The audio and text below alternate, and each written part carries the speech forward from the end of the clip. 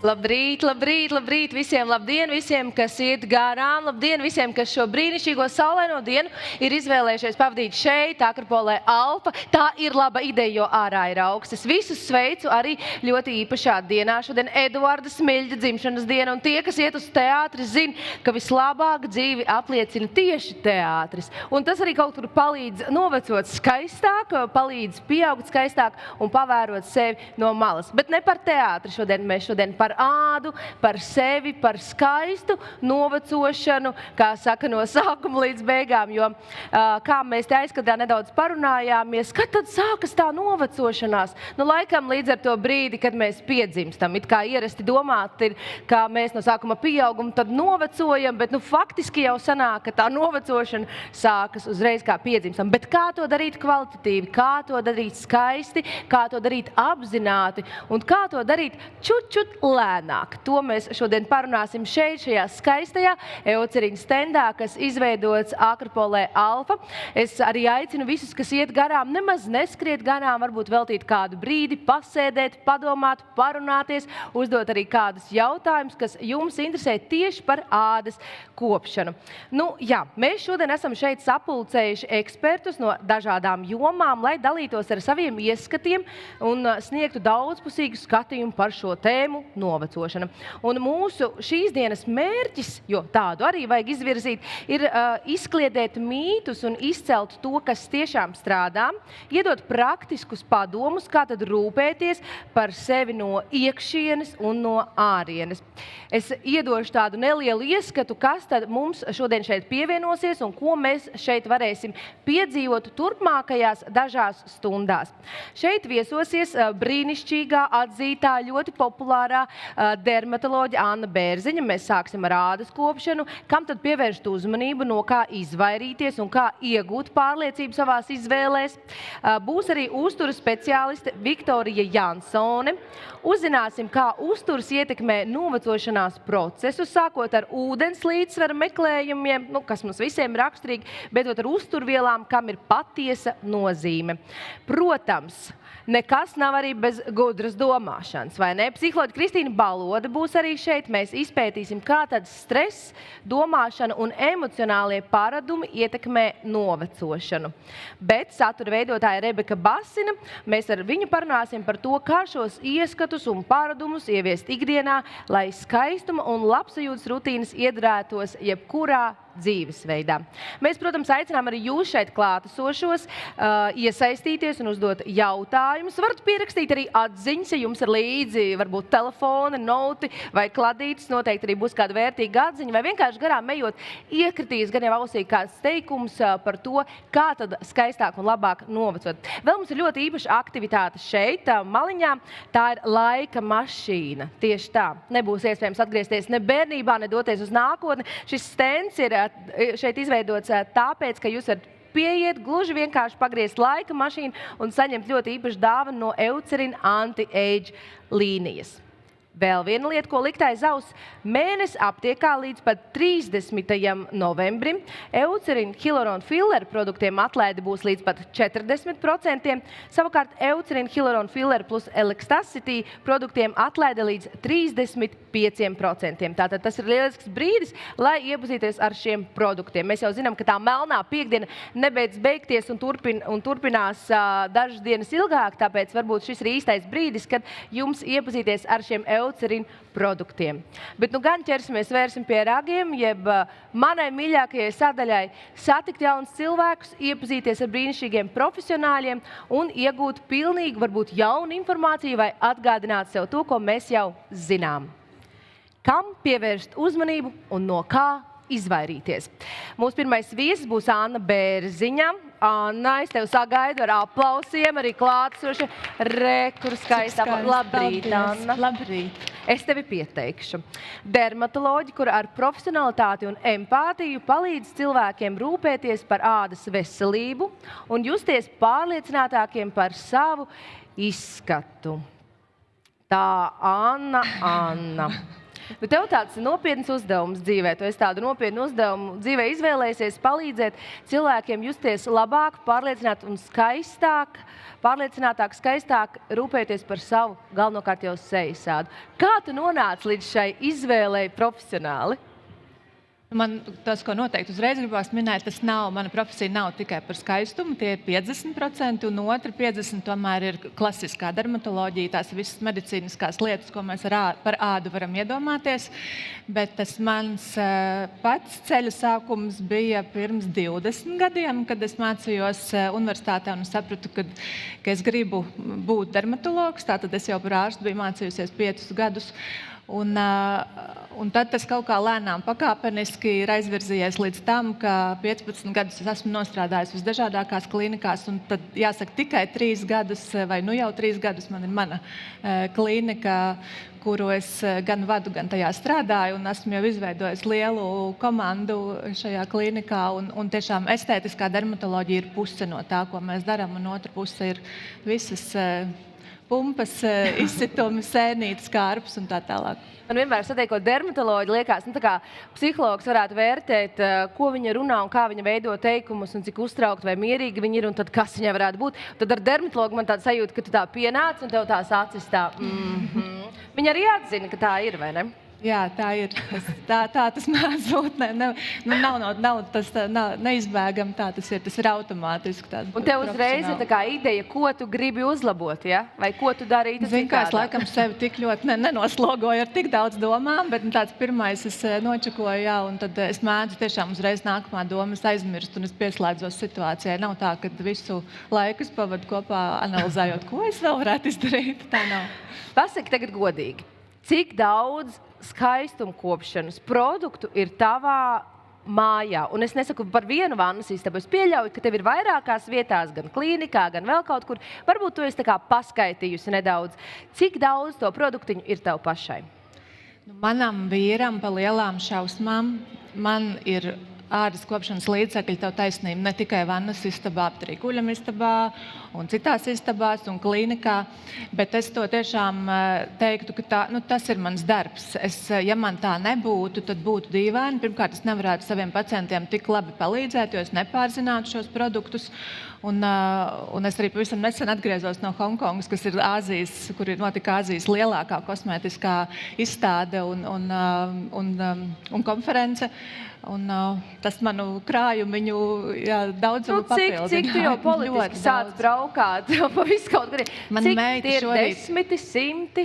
Es tiešām neesmu skaitījusi, bet man meita šorīt ieraudzīja to sarakstiņu ar jautājumiem, un viņa teica, ka kā cik? Miljons. Miljons. Es arī vienmēr domāju, ka man ir pa daudz. Un šeit man uzreiz tāds jautājums, kad ir tas brīdis, tas ir tāds gudrais jautājums, kad ir tas brīdis, ka tos produktus mest ārā vai beigt lietot, jo, zini kā, es arī paskatījos, kas apmēram ir tās tēmas, par ko mēs šodien runāsim, un es uzreiz pavērtēju arī sevi, vai ne, cik tad daudz man, un man liekas, man ir par daudz, un tad es arī aizbildinos, bet seja arī ir daļa no mana darba, vai ne, kad man ir jākopja tā seja, jāuztur, jāpamēģina dažādi produkti. Kad ir tas brīdis, kad jāsāk no kaut kādiem produktiem atbrīvoties vai izvērtēt, vai tie man tagad der? Man liekas, tā atslēga ir pazīt sevi. Un tas ir droši vien, ko pēc tam arī ar psiholoģiju jūs iespējams pārunāsiet. Un tas pats ir attiecināms arī uz ādu. Ja mēs savu ādu pazīstam, mēs viņu saklausam, dzirdam, ko viņa mums saka, tad ir daudz vieglāk atbildēt uz šo jautājumu, kas tad ir tas, kas ir nepieciešams un no kā tad varbūt vajadzētu atbrīvoties. Un viennozīmīgi ir diezgan grūti atbildēt uz to jautājumu, jo galu galā ir jautājums, par kādu vecumu ir runa. Viens ir tas, kas tev būtu šobrīd nepieciešams, un viens ir tas, kas, nezinu, tavam bērnam, kas ir vēl maziņš, vai maniem bērniem, kas ir pusauģi, un arī viņiem ir āda, un mēs nerunājam tikai par sejas ādu, mēs nedrīkstam aizmirst arī ķermeņa ādu. Tā kā par to ir jārūpējās visos vecumos, un tad atkarībā no tā, kāda ir tā situācija uz doto brīdi, tad tie produkti un arī tik no tiem produktiem ir nepieciešami. Bet tāds iztikas minimums, ja tu man jautātu, tā ir ādas attīrīšana un mitrināšana un saules aizsardzība. Ja visu pārējo man atņemtu, man pietiktu ar šīm 3 lietām, un droši vien jebkuram no mums pietiktu, jo bez šiem 3 pīlāriem īsti nevar iztikt neviena āda. Es atzīšos tev vienā kļūdā, kurā es sevi pieķēru Covid laikā, atceries tādu, ja? Un, kad bija Covid laiks, tad kopā ar vienu dāmu, kas nodarbojas ar make-upu, mēs izrevidējām manu kosmētikas maciņu. Un par ko gan mēs runājām? Mēs runājām par derīguma termiņiem. Un šeit man uzreiz ir jautājums arī tev, kas tad ir tā visbiežākā kļūda, ko mēs pieļaujam attiecībā uz produktiem, to izvēli, sākot rūpēties vai rūpējoties par savu sejas ādu? Viena ir noteikti derīguma termiņu neievērošana, jo parasti ir tā sajūta, ja jau es esmu nopirkusi to produktu, tad man viņš ir jāiztērē, jo ja nu manai vēl draudzenei viņš derēja un patika, tā tad man ar tas ir jāiztērē. Derīguma termiņi noteikti mēdzam mēs kļūdīties ar to, ka mēs vienlaikus lietojam par daudz produktus. Tā vēlme, kas ir cilvēcīga, dabīga vēlme, mēs gribam ātri, īsā laikā, bez nekādas atlapšanas, ar garantiju, ka tas būs no šiem produktiem un uz visu laiku. Tas ir cilvēcīgi, manuprāt, dabīga vēlme, un tad tā doma, ka tagad es tādā kampaņveidīgi pievērsīšos savai ādas kopšanai, kas nebūtu nav pareizākais, ko darīt. Tā regularitāte ir atslēgas vārds. Tad tas kampaņveidīgi, ko tas nozīmē, tad es esmu tagad apņēmusies un man beidzot nav slinkums, tad es ar 2 vai 3 attīrošiem līdzekļiem attīru ādu, vai ja tas būtu skābi saturoši līdzekļi, tad vēlams, lai tas ātri izdara savu darbiņu un 2 vai 3 skābes lietoja vienlaicīgi. Ja tev izklausās, ka šis pārspīlēti, tā nebūtu nav. Tīpaši jau savā kabinetā, klinikā es mēdzu dzirdēt šo diezgan bieži, jo tā sajūta, kad gribas ātri un uzreiz mums taču nav laika, visiem steidzīgā ikdiena. Un tad gribot labu, gribot ātrāku rezultātu, mēs darām pāri ādai, lietojot pārāk daudz vienlaicīgi produktus. Tādas aktīvās vielas, ja piemēram par dažādām koncentrācijām mēs runātu, tad arī tā vēlme, ja lielāks procents, tā tad labāk darbosies, bet tas nav tā vienmēr. Ir drīzāk laikam atslēga tajā regularitātē un tomēr tādā gudrā lēnīgumā, ja tā var teikt, ka mēs saprotam, mēs savu ādu saklausām, ko viņi ar mums runā, ko viņi mums stāsta, un tad saprotam, kas ir vajadzīgs. Un ja gadījumā tiešām nesaprotam, tad tomēr tā konsultācija pie speciālista, manuprāt, ir laba lieta. Man tāds jautājums. Nevienmēr mums ir līdzekļi, iespējas un gal galā tā lielā nepieciešamība doties pie dermatologa. Varbūt līdz kaut kādam noteiktam vecumam mēs to vispār neturam par prioritātu. Mēs zinām, cik dinamiski un aizņemta ir mūsu ikdiena. Un cikos un kad ir tas brīdis vai tas vecums, kad tu tomēr ieteiktu doties pie dermatologa, lai sāktu domāt, runāt un lietot šos produktus, kas jau ir tie anti-aging produkti. Kas būtu, ko tu esi novērojis savā 20 un vairāk gadu praksē, strādājot ar cilvēkiem un cilvēku ādu? Tas, kas noteikti ir mainījies pa šiem gadiem, ir mūsu pacients kļūst aizvien jaunāks.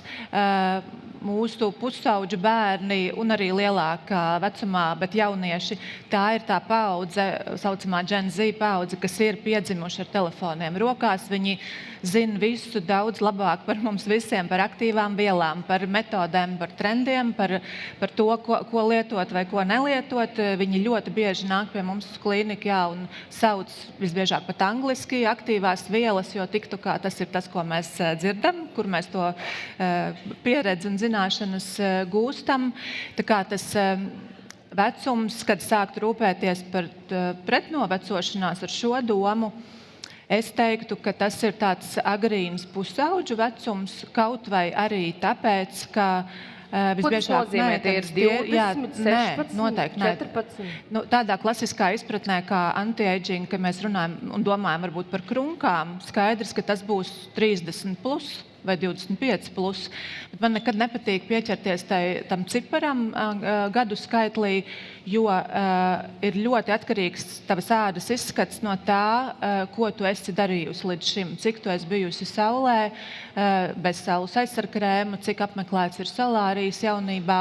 Ko tu ēd? Ko tu ēd, ko tu dzer, cik tu guli un cik tu streso vai nestreso. Tā kā tas kopumiņš viss ietekmē to, kā mēs izskatāmies, tāpēc tā grūti pateikt vienu konkrētu skaitli, bet pat jau 12, 13 gados skaidrs, ka, un visbiežāk tās ir meitenes, kuras TikToka trendiem sekojot līdzi, viņu vannas istabas plauktiņi vai atvilknītes ir pat Bet iebāstāks, tas nav par traku. Vai tiešām mums tur tajos mazajos gados, ap tiem 20 ir vajadzīgi tur tie 8 produkti? Par traku mēs tagad varam diskutēt. Es bet tā ir realitāte. Kas ir tie 3 produkti, kas te būtu, varbūt katrai sievietei jāiekļaut tajā rīta un vakara rutīnā? Abstrahējoties no visa šī mārketinga, no visa tā burbuļa, ko mums visiem ļoti vajag, un tas TikToks ir tas, kas mūs uzbudina nenormāli un visu laiku jūtamies deficītā, ka mums kaut kas ir par maz vai kaut ko ne tā darām. Kas ir tie 3 produkti no rīta un vakarā, jebkurai sievietei sākot no tiem pusauģu gadiem un ejot tālāk? Tā noteikti būtu ādas attīrīšana, mitrināšana, un tanī vēl varētu būt atkarībā no tā, kāds ir tavas ādas tips vai stāvoklis, vai tā ir vesela, vai tai tomēr ir kaut kādas sūdzības, piemēram, pusauģu vecumā izsitumi, vai vēlākā vecumā visdažādākās ādas sūdzības, vai rozācija, vai hiperpigmentācija, vai vēl kādas citas. Tad tanī otrajā solī varētu būt ietverts arī kāds produkts no aktīvām vielām, kas tad mērķtiecīgi risinātu šo problēmu, un saules aizsardzība. Es nevaru nepiekrist šim apgalvojumam, ka labākais pretnovecošanās krēms ir saules aizsarga krēms. Tā ir. Un tas attiecās tātad uz visiem vecumiem. To mēs tik bieži, es domāju, arī aizmirstam, vai ne? It kā tu no vienas puses arī savam tonālajiem krēmam, vai kā tu mēdz uzmest aci, bet varbūt to neizvirs par kaut kādu prioritāti, vai ne?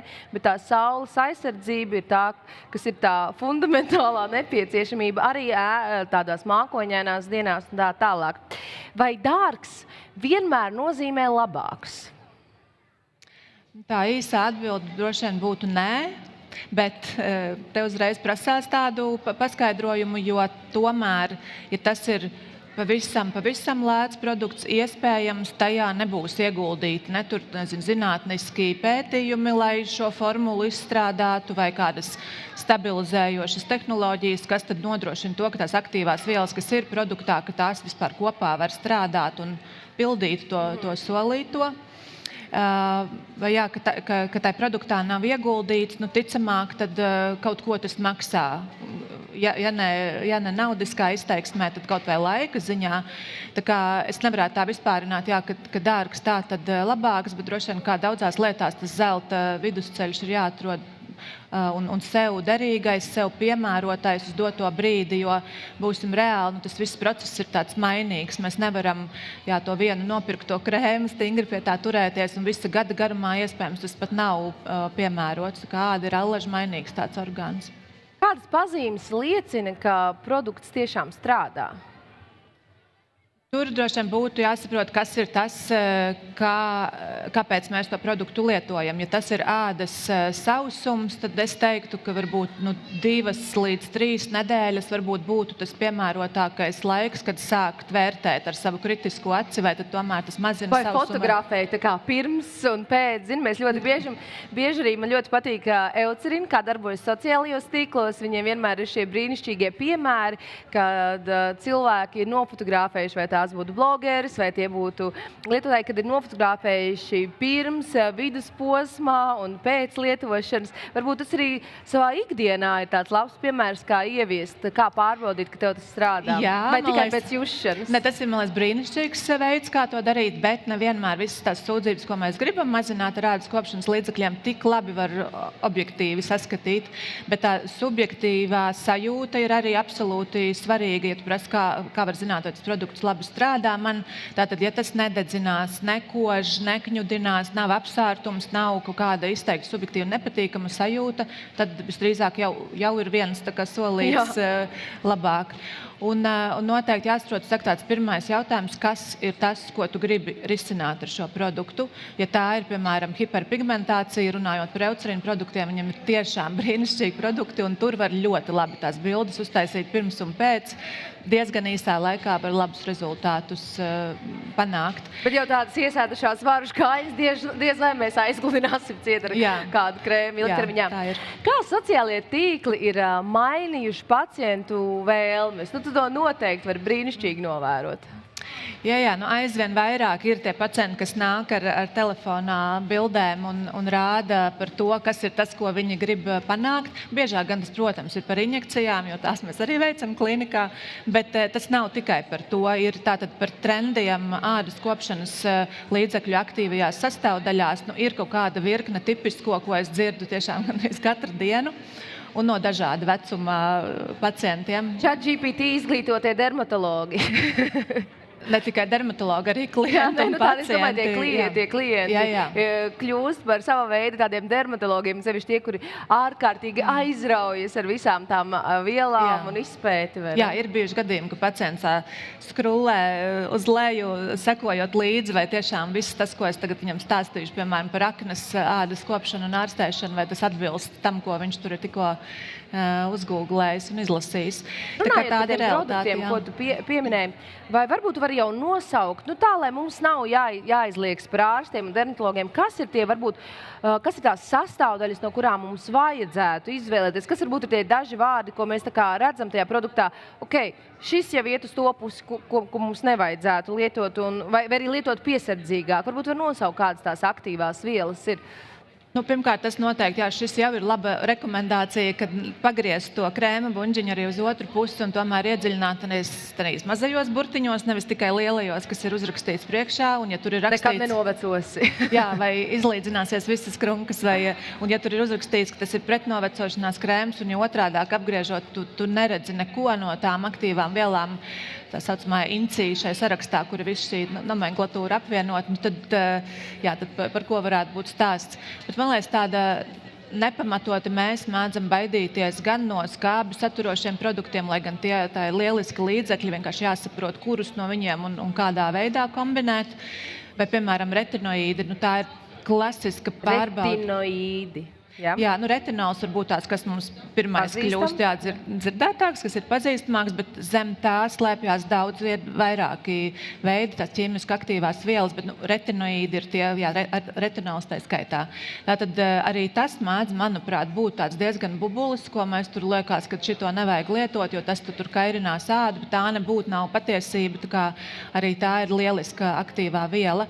Mēs mēdzam baidīties no ķīmiskiem saules aizsargfiltriem, kas man arī kā dermatologam liekas, vai tiešām vēl joprojām mēs turpinam runāt par vienu un to pašu, bet jā, mēs turpinam runāt par to pašu, jo mūsdienās ir jāsaprot, ka ādas kopšanas līdzekļos, ja tajos ir ietverts arī ķīmiskais saules aizsargfiltrs, tas nenozīmē uzreiz ka tas ir kaut kas tur aizdomīgs vai tāds, no kura būtu jābaidās. Kā tad lasīt gudri tos mārketinga saukļus vai tās krēmu aizmugurītes? Kas ir tas, kam tu iesaki pievērst to uzmanību? Es laikam teiktu, ka tie pirmie 5 līdz 10 no tiem mazajiem burtiņiem, kas ir otrā pusē, jo mārketinga saukļus jau ir viegli, tie ir lielākiem burtiem un priekšā uzrakstītos mēs izlasam. Bet vēl būtiskāk, tad tās aktīvās vielas, un ja tanīs pirmos 5 līdz 10 nav nekas no tā, ko tas krēms sola. Vienalga, vai tas būtu par novecošanos, vai par mitrināšanu, vai pret aknes iedarbību, lai kas tas būtu. Ja tur nav nekas no tā minēts, tad visticamāk, ka diez vai šis krēms varētu pietiekami labi darboties. Vai tagad tāds jocīgs jautājums, bet vai tu esi novērojusi, ka sociālie tīkli un tas lielais iespējas, un ko tev saka, ko tev visu vajag, lai tu tur justos skaista, laba, tur pārliecināta, vai tu esi novērojusi kaut kādu otrādu ietekmi, proti, ka tā āda kļūst sliktāka, ka tu sabojā ādu lietojot nepareizu produkciju ikdienā vai krēmus un tā tālāk, ka tu neieklausies, jo redzi, TikTok sludina vai Instagram sludina vai tieši šīs zīmos un reklāmas sludina, ka tas ir tas, kas vajadzīgs ir tev, ja tev ir tādas 3 pazīmes. Jā, viennozīmīgi ādas mēdz kļūt daudz jutīgākas, un tā pārmērīgā attīrīšana būtu viens no, vai pārmērīgi daudzo produktu paralēla lietošana ir otrs ļoti tipisks, vai, piemēram, ādai neatbilstošs, ka tava āda jau, piemēram, ir ar tendenci uz plānumu, sausumu, jūtīgumu un varbūt paplašinātiem asins kapilāriem, un tu ar savu vēlmi, tad maksimāli, mazināt novecošanās pazīmes, tu lieto savai tādai tajā brīdī neatbilstošu produktu. Un jā, pastiprināts jūtīgums, tā tipiskais teikums no pacientiem, ko es ļoti bieži dzirdu, ka viss, ko es uzklāju uz ādas, tas kož, kņudinās, neder. Tas ir tāds, jā, tā viena no pazīmēm, ka iespējams tā ādas barjera ir bojāta un tas ir tas solis, ar kuru jāsāk, nevis uzreiz tur, jāmazina krunkas vai pigmenti. Anna, tev pirms gada iznāca grāmata. Kāpēc tev bija svarīgi apkopot savas zināšanas vienā grāmatā un pastāsti, par ko tā ir cilvēkiem, kas varbūt nezina par tās eksistenci un ko šī grāmata, kādas zināšanas tā var sniegt? Jā, grāmatu mēs uzrakstījām kopā ar manu draudzeni, kolēģi, kosmētiķi Ievu Ivanovu. Un, man liekas, mēs bijām brīnišķīgs tandēms, jo katrai tāda savas specifika un sava joma, kur mēs strādājam. Un tad tā grāmatas gala rezultāts ir tas, ka tajā ir apkopots viss, sākot no tā, kas tad ir āda, kāda ir ādas kopšanas pamatprincipi, par aktīvām vielām, par procedūrām, par injekcijām un tā tālāk. Man tas bija ļoti būtiski, jo 20 gadu laikā tās zināšanas ir sakrājušās, un tā sajūta, ka pacientiem... Tas doktora darbs, principā, jā, tā varētu teikt, ka tie jautājumi un sūdzības no pacientu, no klientu puses, jāsaka, ir atkārtojās, tie stāsti ir diezgan līdzīgi jāstāsta ikdienā, kas, protams, ir saprotami un tā, bet tā grāmata kā ļoti labs veids.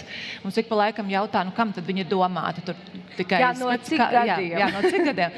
Tiešām tur ir arī par bērnu un par pusauģu ādu. Jau pa šo gadu tā atsauksmes par grāmatu ir sakrājušās ļoti daudz un foršas, ka tā grāmata ir noderīga visos vecumos, abiem dzimumiem, par visādām tēmām. Tā nav grāmata, kas ir jālasa no pirmā vāka līdz pēdējiem, bet tu uzšķir savu aktuālo tēmu un tad tu izlasi par to.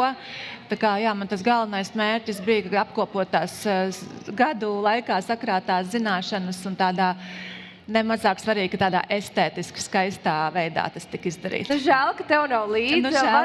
Varējām vēl jums arī parādīt, bet runājot par zināšanām, tagad tie, kas ir šeit, Akropolē Alfa, šajā 23.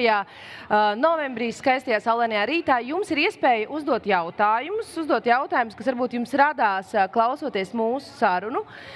Jūs varat arī jautājumus nodomāt galvā, un es mēģināšu tos kaut kā uztvert, ja? Un tad vienkārši audiāli.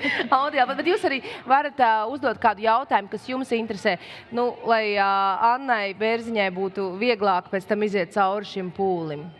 Lūdzu, varbūt jums kāds jautājums. Tūlīt būs jautājumi top, ja? Jautājumi top. Man ir daudz jautājumu, man vienmēr ir daudz jautājumu. Laižam. Cik mums ir laiks? Cik mums laiks? Bezgalīgi daudz. Tā, mēs šodien satikāmies no rīta, vai ne? Es vakar pamanīju vakarā, ka man parādās kaut kāda izsituma uz ādas. Nav skaidrs vēl no kā, vai es ne to ēdu, ne to dzēru, vai ne tādu, dzīvi nodzīvoju līdz šim. Kas ir tas pirmais, ko vajadzētu darīt, ka tu pamani, ka tev uz ādas vai uz sejas sāk augt kaut kāda pumpa, parādās kaut kāds izsitums, kaut kāda sāpīga vieta ādā? Kas ir tas pirmais, ko mums vajadzētu darīt? Es ķēros uzreiz pēc Santāla metodas bempantens, vai meklēju kaut kādas tādas risinājumus. Bet ko tu iesaki? Ņem vērā, ka pulkstens ir 11:30 naktī. Jā, šis, protams, termins visu, kas ir uz ādas redzams, nosaukt par pumpu, šis man nepalīdz. Jo cilvēki... Izsitums, man tas jāsaka, izsitums. Jo dažkārt, piemēram, mēs varam runāt par ādas veidojumiem, un tas ir pilnīgi cits stāsts, tāpēc man tev tā viennozīmīgi atbildēt uz šo. Mitrinošs, nomierinošs krēms, droši vien loģiska pirmā lieta, ar ko tu arī pareizi darīji, sāki, un tad droši vien nākamā rekomendācija būtu, ja tev liktos, ka šie izsitumi nepāriet nedēļas laikā, droši vien tas būtu tāds optimāls. Ja mēs tagad tiešām runājam par iekaisīgiem izsitumiem, tad varbūt nedēļa varētu būt tāds periods, kad tu sāc jau domāt, ka ar savām metodēm nav pietiekami, tad nākamais loģiskais solis būtu dermatologs. Jo, Bet nevar fotografēt un prasīt čatam, kas man vainas? Noteikti nē. Jā, par šo man ir tiešām mēs draudzenēm, mēs pēdējā laikā, ziniet, uzdodam arī dzīves jautājumus fundamentālus, ja izliec pats sev tarro, nofotografē, vai ne, ar čatu izrunājies vakarā, vai tāpat arī tu esi jau ieradis tiešām, kur man gribas šādu, vai atrisināt šo problēmu, un tas pats arī uz ādas, kas tas varētu būt, it kā ar veselo saprāt, domā, jā, tas nevar šādā veidā risināt savu dzīvi, bet tas var iedot kādu, kā saka, hintu, ja, izgaismot nedaudz. Dažreiz tas hints ir uz pareizo pusi un dažreiz nē, jo tādi ik pa laikam, protams, ka ir pacienti, kuri neuzreiz atzīstās. Un neuzreiz viņi atzīstās. Viņi no sākuma nočeko, ko ārsts viņiem pateiks, un tad tikai saka, kad viņš to bildi čatā ir ielicis, un tur bija cita atbilde. Tāpēc, ja tu jautā, vai tā ir laba doma, ko noteikti darīt, nē. Jo pārāk liela iespēja, ka tev aizvedīs uz nepareizo virzienu. Un ja vien tā ir vienkārši iekaisīga pumpa, kā tu saki, un tā pāriet, tad mēs īsti ar ko neriskējam. Lielāks risks ir par to, ja tas ir kāds ādas veidojums, kas ir nesen izveidojies, tas mainās, tas uzvedās savādāk nekā viss pārējie. Uztaisam bildi, ieliekam čatā, un viņš pasaka, tur viss kārtībā, tad tas mani radītu lielāku satraukumu nekā iekaisīga pumpa, kas ir varbūt sīkums. Ko darīt ar ādu, kurai ir tāda izteikta tendence ārkārtīgi asi reaģēt, piemēram, uz kosmētikas līdzekļiem, uz klimata izmaiņām, piemēram, pēc lidojumiem, ja nenormāli sausa āda mēdz parādīties, vai arī ārā ir kaut kāds augstums, vai ārā ir karstums, un ir ādas, kas ārkārtīgi izteikti reaģē. Tā sauc par tām jutīgajām ādām. Jutīgas vai reaktīvas ādas, jā. Ko ar to reaktīvo ādu dzīvē iesākt? Kas būtu tās, varbūt, pamata lietas, kas būtu jādara? Pamatlietas noteikti tas solis numur 1, mēs runājam par ādas attīrīšanu, kas ir obligāti jādara 2 reizes dienā, tad vienmēr tas jautājums, ar ko mēs to attīram. Jo ir plānāka, sausāka, jūtīgāka, jeb reaktīvāka āda, jo maigāka ir nepieciešama attīrīšana, un bieži vien ar to mēs grēkojam. Ir pierasts, ka mēs ar izteikti putojošu līdzeklī gribam ādu attīrīt, tad solis numur 1 pamainīt to savu ādas kopšanas rutīnu un attīrīšanu padarīt daudz saudzīgāku, tādu maigāku, ar varbūt mazāk putojošiem līdzekļiem vai vispār neputojošiem, vai pat tādiem, kas nav jānoskalo ar krānu ūdeni. Piemēram, micelārais ūdens ir lielisks veids, kā saudzīgā veidā ādu attīrīt. Un tad otrais solis, kas ir tas, ko mēs tur liekam virsū, tad varbūt uz to brīdi, ka tā tava āda ir jūtīgāka, reaktīvāka, tad tu iepauzē ar retinoīdiem, tu iepauzē ar, C vitamīniem, skābēm un tā tālāk, bet tu normalizē ādas barjeru, tu atjauno to aizsargslānīti un tikai tad atkal pārēj uz šīm labajām, aktīvajām vielām. Anna, es gribu teikt brīnišķīgi. Es esmu ļoti laimīga, ka mēs esam satikušās. Es ceru, ka jūs esat... Mums ir jautājums, lūdzu. Es atkārtošu.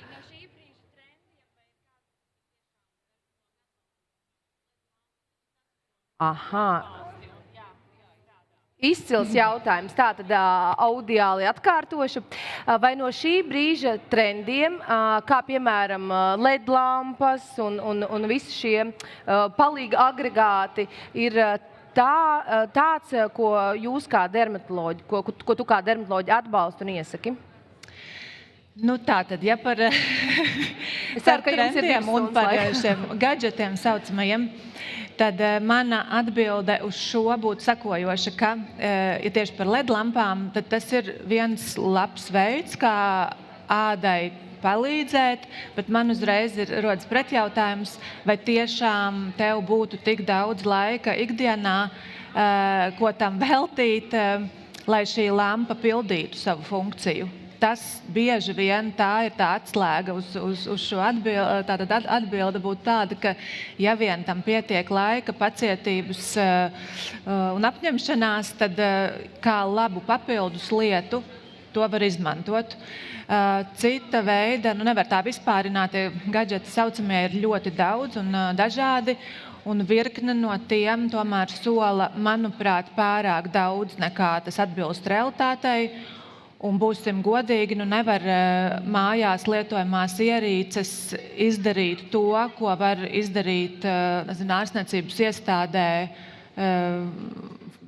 iekārtas, kas būtu šiem līdzīgiem mērķiem piemērotas. Tur gan tu laikam teiksi, tur tā nauda ir no svara. Jā, tur tiešām tā nauda vai ir no tu vari svara. nopirkt par 250-300 eiro šo masku un tie dermatologi reizēm tie aparāti, tie, kas ir šajās klīnikās, maksā ļoti daudz tūkstoši vai vismaz labu bembi. Var nopirkt par to naudu. Tā ir. Tur jau arī parādās laikam tas lielais iespējas un no šīs tehnoloģijas lietošanas. Anna, es gribu teikt lielu paldies, bet es jau šo rītu sāku ar to, ka šodien Smiļģim dzimšanas diena, un es kā kultūras un teātra cilvēks savā sirdī gribu tev jautāt. Vienu teātra izrādi, ko tu iesaki noskatīties tiem, kas mūs dzird un tiem, kas mūs redz, atejot prom no tās ādas un visām tām problēmām tajā radošajā statosfērā. Negaidīts jautājums. Pilniņās, tu man atgādini, lūdzu, kā sauc šo izrādi Dailes teātrī. Stāsti, kas tur notika, kas spēlē? Tā. Velts.